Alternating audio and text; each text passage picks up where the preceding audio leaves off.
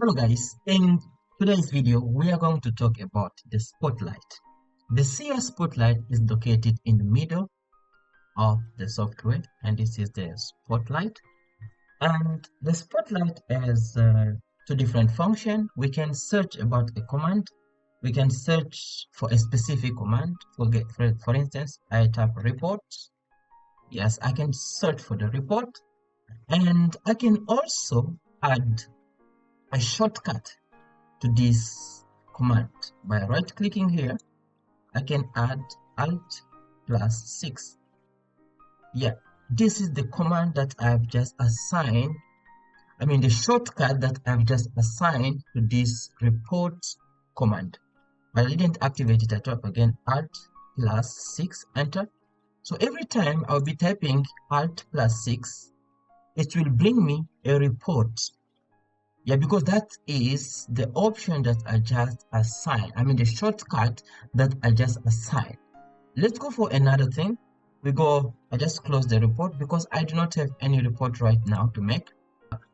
As I was saying, the spotlight is used for checking or for a specific command, and also we can use the spotlight as previously. Let me try to check a report. Maybe delete. No, simultaneously. Let me see. Let me check another one. Report. Yeah, this is the report. Live image. Now, when I am on this option, it says send live image in scale to the report. That is the function of it. I can also, we have two buttons here. We have search for help and we have also show me. So when I click on search for help, it will take me directly to the internet website when they're explaining more about this command. When I click to show me, it will show me where is this command located in the main menu. Let's click on show me. You see it directly leads us to tool, and you can see here in the picture, what is it, live image to the report. In send, you can see live image to the report, because that is where this command is located. This command is located in tool option in the menu bar, send sub option, and then live image. So I can access to the same command by going to tools, send, and then click on live image report, or I can just click here live image report.